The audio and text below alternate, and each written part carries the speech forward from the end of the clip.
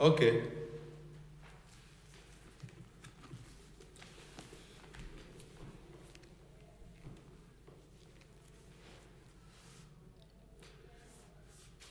Bienvenue encore chez vous. Balinga mikati nankolo, bana nanzambe, baumbu nankolo, basali nanzambe.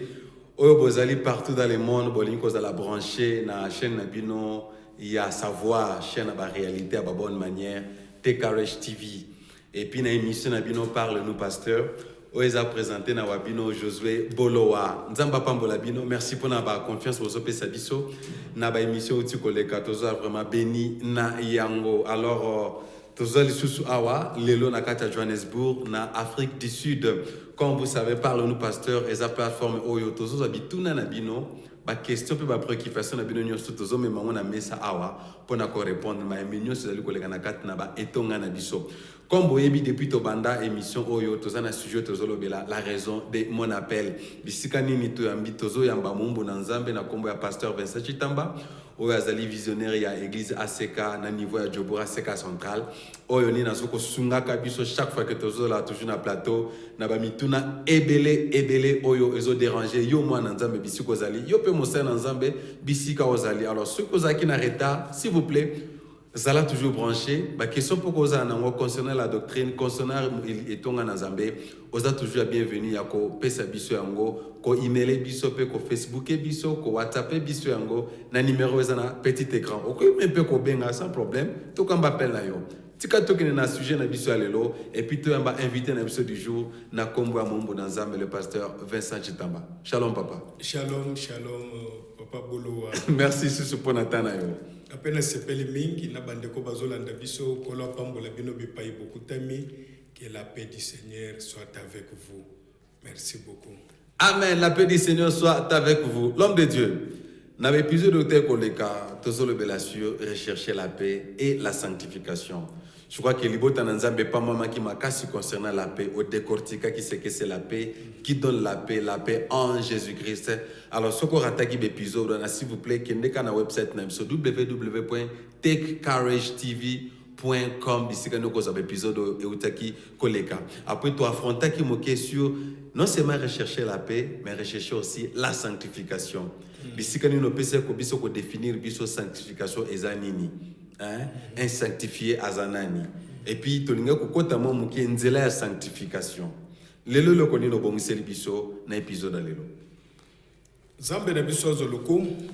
Je crois que ndenge Bible yango moko ezoloba tobiangami, nous sommes appelés à la sanctification. C'est que tobiangami poto tambola na boyenge bene na bo santo na sainteté, tozala juste liboso na nzambe pe liboso ya mibeko na ye. Puisque mon Christ c'est quelqu'un qui est mis à part.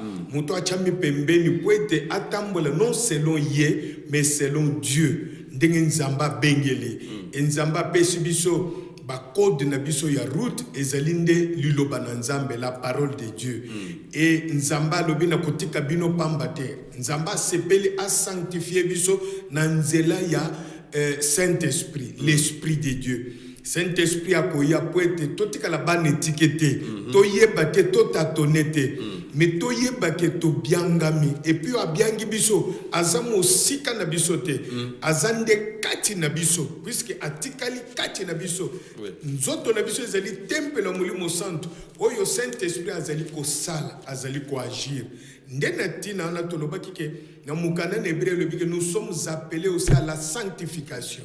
La sanctification sans laquelle personne ne verra Dieu. Donc, ce qui est sanctification, c'est mutu mokota comme nzambe. Comment nzambe ezali kaka na mikolo suka teta mu Yesu Kristo akoya, mais comment nzambe ezali peta mutoza na se, puisque bokonzi na nzambe seye eza awa na se. Royaume na nzambe eza kaka bisika to bokendete, mais nous devons vivre le royaume des cieux awa na se, en état na mabele awa.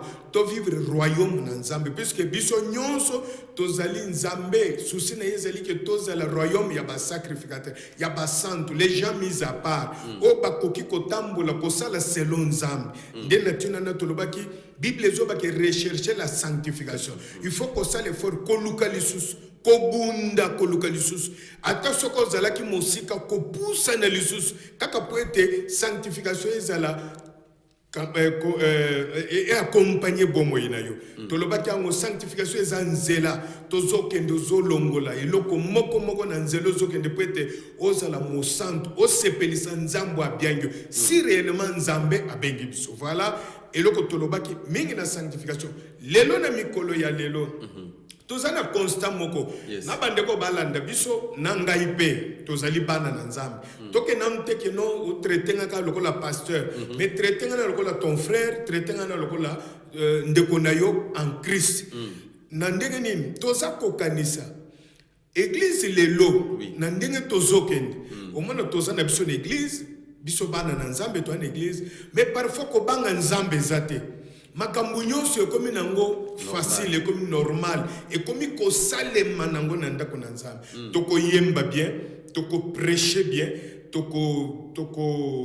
tokoffrir bien tokosala badélivrance ebele tokoparle en langue nyonso na tozosala na kati na église tozana barévélation nzamba alobeli ngai Dieu m'a dit mais okotala ke sanctification justice na nzambe tozo tombola ngote na biso bana na nzambe tozo tombola ngote les gens bato bazo sala kaka mabe ezala kati na église nde koyina nezali moyibi ezali escroquerie ezali kaka na kati église nde mitema mabe soko lingo vivre mabe ekoti siko kati na église mais tango ekoti kati na église toza komituna tozo kende wap est-ce que nous sommes des rachetés est-ce que tozali mis à part. C'est pourquoi toko partager na bandeko balanda biso muke ponga pena bika yopo sanino obika aidez-moi pour aider toza ko aider yopo aider moninga alors nde toko banda na 1 Pierre chapitre 3 verset 10 je crois jusqu'à 12 1 Pierre chapitre 3 verset à partir du verset 10 Bible bien biso boye si quelqu'un en effet veut aimer la vie et voir des jours heureux, qu'il préserve sa langue du mal.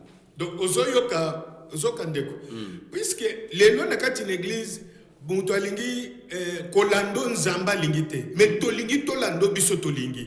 Parfois tu nous pesa impression comme si toza penza basantu, mais nzoka nde to basantu te. Tamusu ba cravate, tamusu ba col pastoral. Lelo lokola ba robe zongi na ba croix minene na ba croix ya minene na nzambala bikoti moko boye na mutu ba lunette moko boye ba prêtre wana siko wana to moneni lokola toza penza basantu mais soki mutu alingi vie na lobaki l'autre fois na mukana na proverbe 22 verset 4 Bible lobi les fruits de l'humilité de la crainte de Dieu c'est la richesse la gloire et la vie. Osolande, ce qui mutu alingi richesse, mutu alingi gloire, mutu alingi vie. Il faut miki tu sali boso ya liloba na nzambe. Mutu ne fa tambola na crainte de Dieu. Fruit na ngonde richesse, fruit ya crainte de Dieu de richesse et de vraies richesses. Richesse ya solo, tolo ba richesse à l'okotete. Vraie richesse. Et ça na ba richesse que c'est. Et ça na ba baza riche, mais baza richité. Selon Dieu, baza riche pour na bangouis que baza l'effort bazui. Et ça na bateau baza par exemple pasteur Vincent ana bateau belé pasteur Vincent azo sala makambo mile richesse na bango eza quantifié par rapport à nombre à bateau nombre ba membre mais ba membre on a peut tam surtout zu bango na nenga escroquerie nenga kokosa bango ko ete baya mais parfois ça ya nzambe te. C'est pourquoi dans le bas l'autre fois il faut que conscience ne biso sala ndenge Paul a lobby notre témoignage voilà. C'est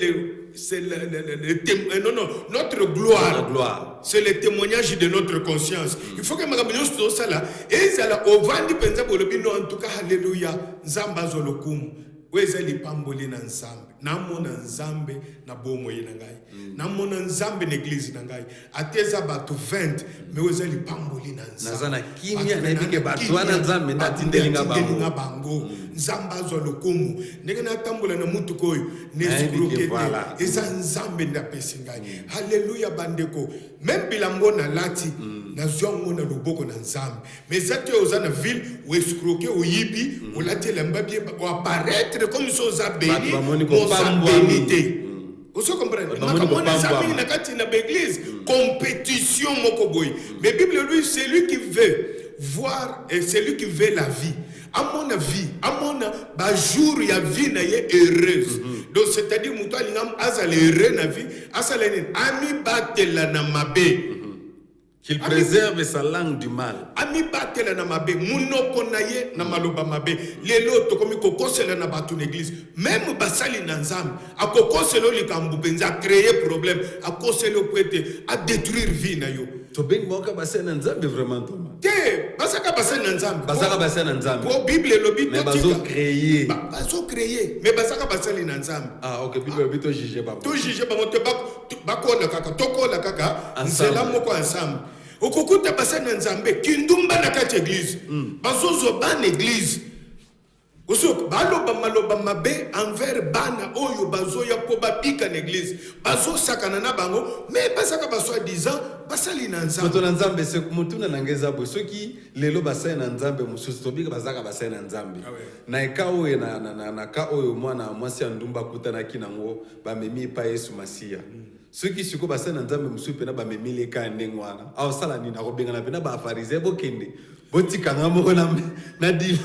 Na sele délivrance. Na sele délivrance. Biso mi balé. Biso baké na ngomba ba mi balé. Na pakole huile d'onction. Baké ko pakole huile d'onction. Ake sokola ye mayi. Ake bino moni ndenge ba memaki mabangana. Ba nga ba salo mabe. Nga ba salo mabe sikoyo yaka longola bilamba. Mwana mwasi sokola ki bonga sanini. Alongoli bilamba. Alongoli bilamba. Sokola ye baniki ye. Bana basi ngana epike bambasi ba mi batela. Mais soko moni mwana mwasi pas comme trop facile. Soki eloko muke alongoli bilamba longola bilamba alongoli nyoste azape suspect.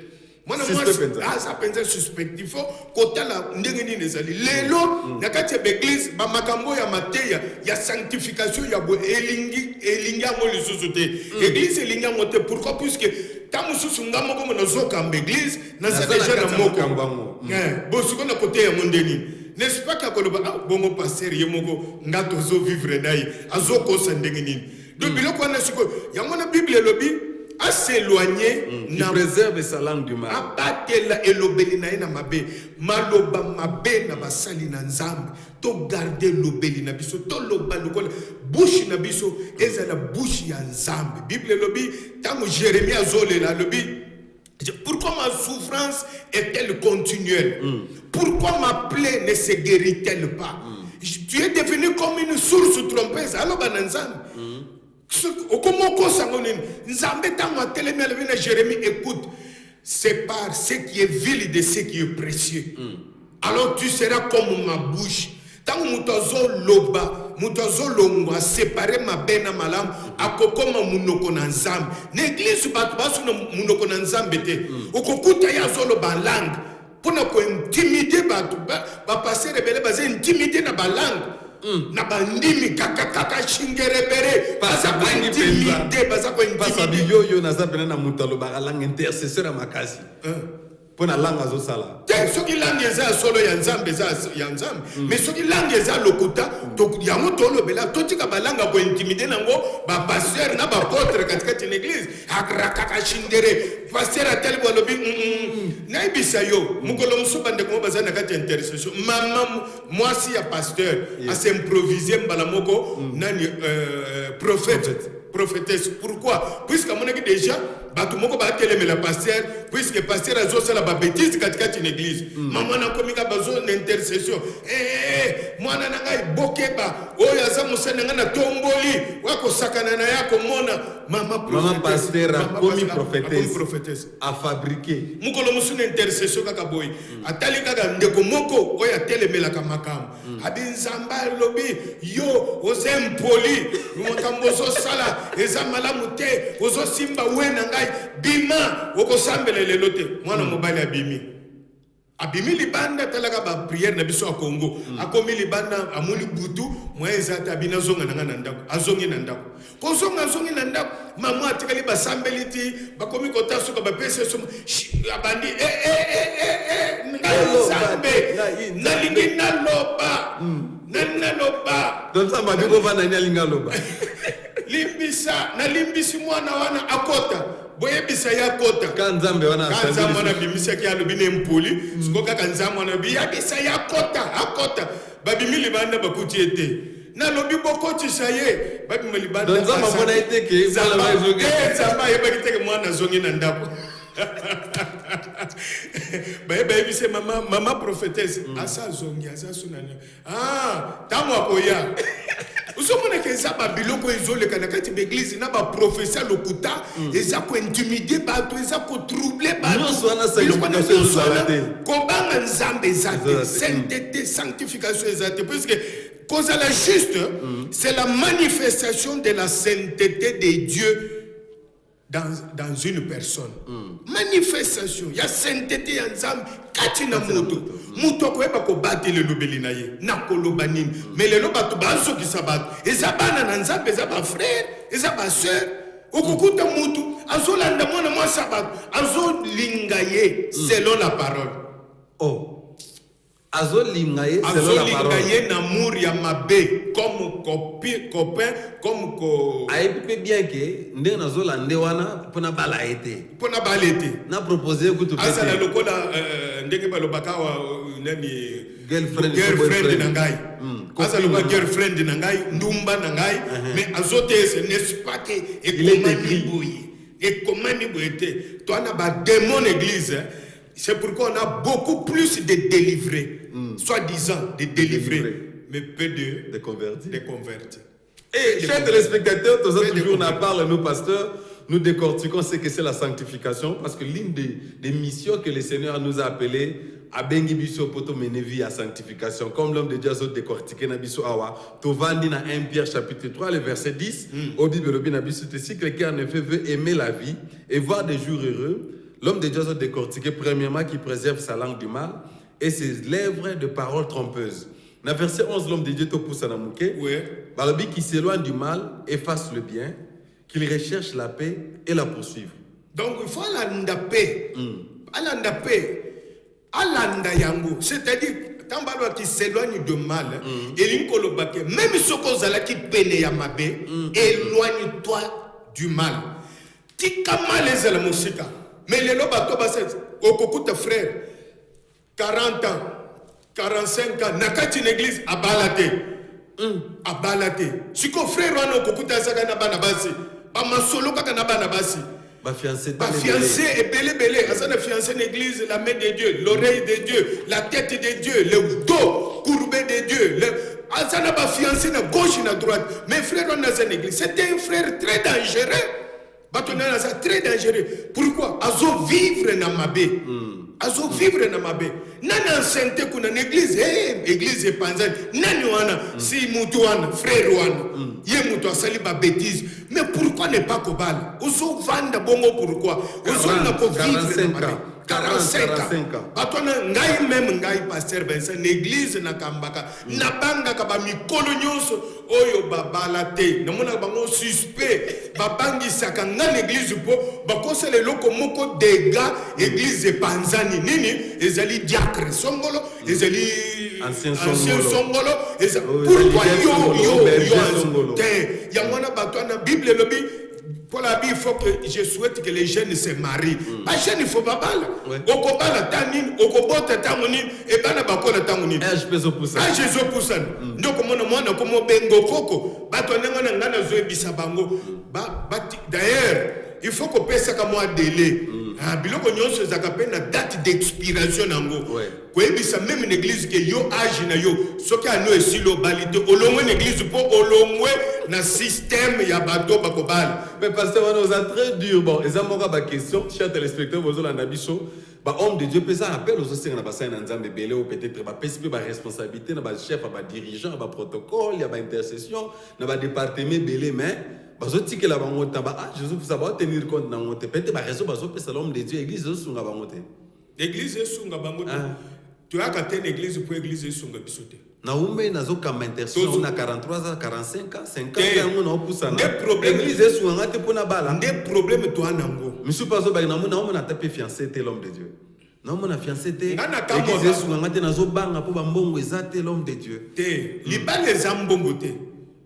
Libala ezaka mbongo te. Libala c'est l'amour. C'est libala ezali détermination mutu. Soko lobi kokobala okobala. Église ekoki kosunga mo ye église te pour église esunga yo. Oye église pour église etaliso Jésus. Jésus ndako kosunga yo. Bible ezoloba nini? J'étais jeune, j'ai vieilli. Je n'ai jamais vu un juste abandonné, ni ses enfants mendier le pain. Donc c'est-à-dire, tant Thomas Oyazolo Babo, il monte à l'isseke, soko yé, osa juste, liboso na nzamba côté côté. Atumsu ba l'église, oh, na balate, mais na cessé, abota bana 8, na cessé. Et ça n'a pas na basi mususu une église, au kokute le comment na mwasi a pété, asala ne vite. Mais maman qui n'a quand même pas gynécologue. Maman abota na gauche, abota na droite. Donc makamunyoso ba maman ndako ba vivaka. Ya vivaka mo butu pembeni. Mais ce qu'on va se révéler. Mais ce qu'on so sambela ke nzambe pesa nga libala. Ba ko peso libala ndenge ni nzamba sa monio, oza déjà marié. L'homme de Dieu. Régis Salabiso signa dommage que tu as commis na biso na suka, c'est comme si tu l'as dit minutes awa, 5 minutes. Sauf que tu commis na suka. Tous ceux qui sont mort de la fait l'homme de Dieu pour un épisode à l'élo. Je crois que les téléspectateurs, bazo comme la biso, mais bon succès avant bonne, je crois que tu as aussi en coordination pour baxer la biso temps. Tous rappelé les téléspectateurs que tous l'obéla, la raison de mon appel. Dieu nous a appelés à chercher la sanctification, à chercher la paix. Moi comme un détail auto vandi dans 1 Pierre chapitre 3 le verset 10, tu décortiquer la sanctification. Un mot de la fin na téléspectateurs bolanda biso.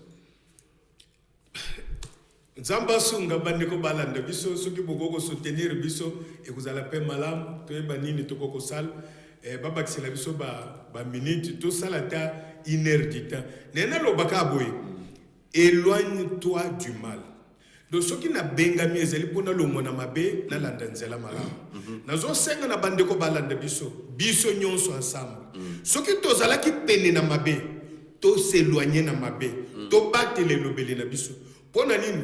Puisque tozopesa oto anango, si réellement Christ est en toi et que justice nanzabe vandikati na yo, okopesa yango na ndeko na yo bozana ye, na muninga no mosala nzambe bozana ye, okopesa yango na libota na yo, maloba na yo batu bakoloba te oyo azali ya nzambe. Façon na ko agir na ba problème ba te o azali ya nzambe. Conscience na yo ezala solo na kimia ke yo na nzambe. Bozali na bomoko. Puisque la Bible le dit, c'est lui qui est né de Dieu, na un Jean, ne pêche plus, il se garde. Donc, Jésus c'est Zakatinaï, il se garde. Les malins ne les touchent point. Donc, c'est-à-dire, ce qu'on a né de Dieu, oko triompher mokili, oko triompher ba péché, oko triompher makamunyoso. Nenga na koyebisa na bande ko pona oyo minute ba pesi biso lelo, to longwa, to préserver lobeli na biso et to longwa na mabe, to zala musika na mabe, nzambe akozala na biso. Voilà, merci beaucoup chers téléspectateurs. Ça c'était votre émission, c'est toujours votre émission. Cet épisode de Lingato préparé Bino. Parle-nous, pasteur. S'il vous plaît, si vous avez des questions à poser, n'est-ce pas, n'hésitez pas à commenter la biso. Vous avez WhatsApp, s'il vous plaît, vous avez imo, vous avez Facebook. Vous avez Facebook, na biso page TKRH TV. Vous avez na website na biso www.tkrhtv.com. Ici, quand vous avez épisode où tu collectes, si vous allez intéressé, peut toucher na yango. S'il vous plaît, n'hésitez pas à commenter la biso yango. L'homme de Dieu. Jean Makambe Belé. Deborah Chitamba, moi juste quelques minutes ici, là, la prière pour un décomoko oyo, kondimane selembi, aza fatigué na lisuma, a okavia sanctification te, ana posa lisungi na l'homme de Dieu, na niveau prière no atama muke, puis conseil no kopese na muke. Nakosenga na ndeko na ngai bisuko zali, na ngai nayo. Bipa yo monike, okotaki, na lobaki l'autre fois, na nzelo soki n'est pas Jésus, mokotaki, et pas ya Hérode, zo courage. Sepela obima, sepela uzonga na nzela. Na kosambela pona tina na yo, na kosambela pona tina bandeko nyonso balanda biso. Ete eza na mo difficulté, eza facile ya ko se décider, prends courage, bima kaka et pas Hérode. Kanga bisaka na yo bima. Tamuso vandaki na ndako ndumba moko, tamuso vandaki na ndako ya muyibi moko, to vandaki bisika moko eza malamu te. Zo courage okozonge pa ina nzambe, po ete kimia na nkolo ebila bomo ina yo. Nako bonde les âmes, mawana nzambe, nde to anango bosenga. Zambe na bomoi. Loboko neza moku c'était pour na ko sauver ndenge Bible lobi. Ta main n'est pas courte pour sauver.